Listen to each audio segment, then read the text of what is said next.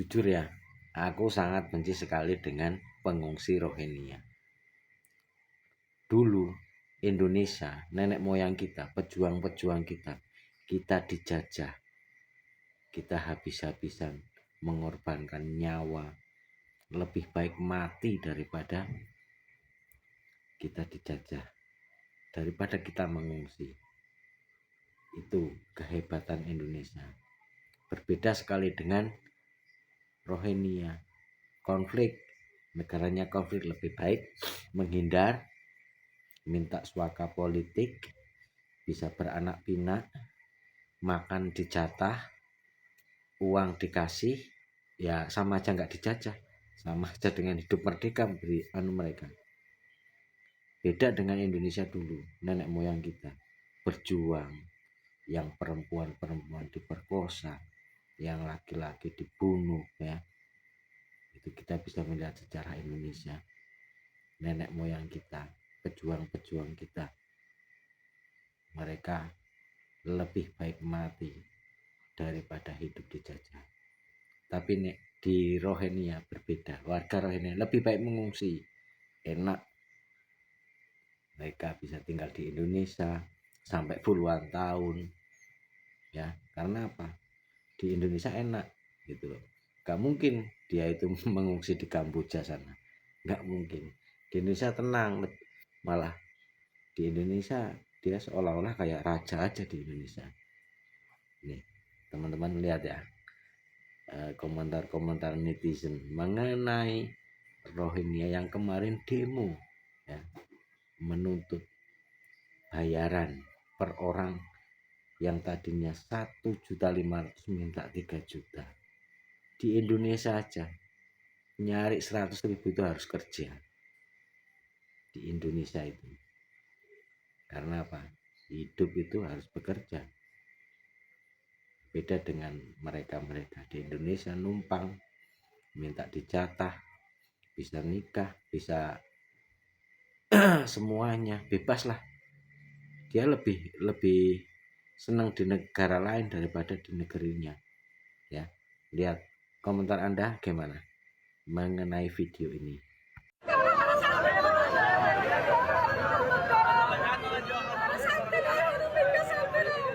Berteriak sembari menggendong bayinya, perempuan warga Rohingya di Pekanbaru mencurahkan isi hatinya. Teriakan perempuan tersebut terdengar pilu karena tangisnya memecah suasana.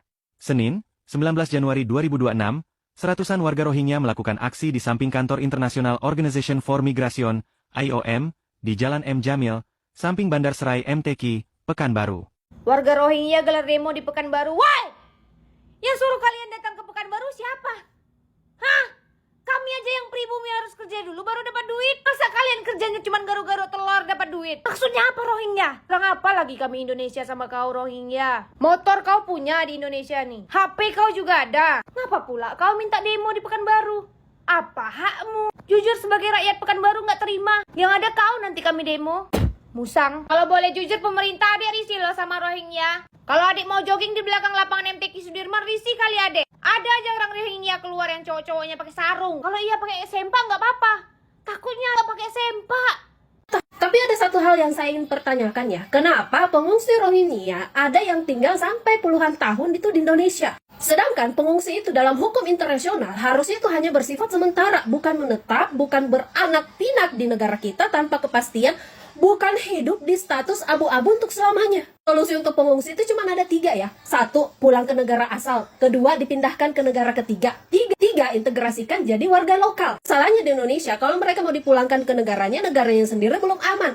Terus yang kedua, dipindahkan ke negara ketiga, prosesnya lambat dan kuotanya itu kecil. Nggak sama dengan perkembangan mereka yang terjadi di Indonesia. Integrasi Indonesia tidak memilih itu. Jadi Indonesia tidak akan menjadikan warga Rohingya itu sebagai penduduk warga negara Indonesia. Dan akhirnya apa yang terjadi di negara kita? Pengungsi itu tidak dipulangkan, tidak pindah, tidak menjadi warga negara, tapi tetap bertambah. Karena mereka itu makin lama makin banyak yang datang, ditambah lagi mereka melakukan pernikahan, dan pasti setelah pernikahan akan ada muncul anak dan lain sebagainya. Otomatis populasi mereka itu pasti akan bertambah. Kalau mereka hidup di Indonesia puluhan tahun tanpa sesuatu yang jelas, ya yang akan terjadi itu pasti udah bisa ditebak ya. Mereka pasti akan menikah, punya anak, ya itu manusiawi. Mereka menuntut hidup yang layak, itu wajar. Tapi di saat yang sama ini warga lokal juga hidupnya lagi susah nih Pak. Dan makin lama mereka tinggal di sini, mulai akan muncul konflik baru, ada kasus pencurian, keributan, intimidasi. Lakukan misi kemanusiaan bukan berarti kita di Indonesia melakukan pembiaran terhadap mereka. Kita bahkan udah lihat nih banyak tanda yang udah diberikan ya. Ada pengungsi di Makassar nih, ini kalian bisa cari deh informasinya.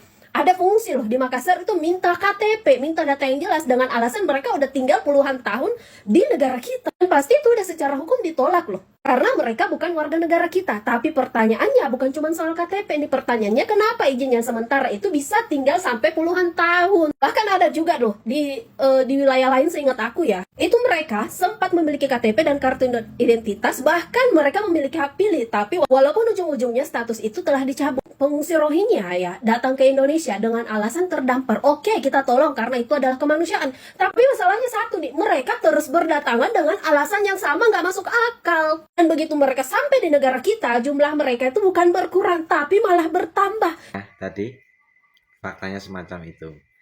Sudah tinggal di Indonesia, makan di Indonesia, dapat uang dari Indonesia, ya, tidak bayar pajak. Sedangkan kita warga lokal apa-apa sudah kena pajak ya, mereka tidak. Ya, ini untuk teman-teman semuanya. Apa pendapat kalian? Ya, tulis komentar kalian. Jangan lupa like and subscribe ya. Nanti kita bisa berbincang-bincang, bisa share-share ya. Kita bisa ngobrol di komentar untuk pendapat kalian semua. Ya, terima kasih untuk semangatnya. Salam NKRI harga mati merdeka.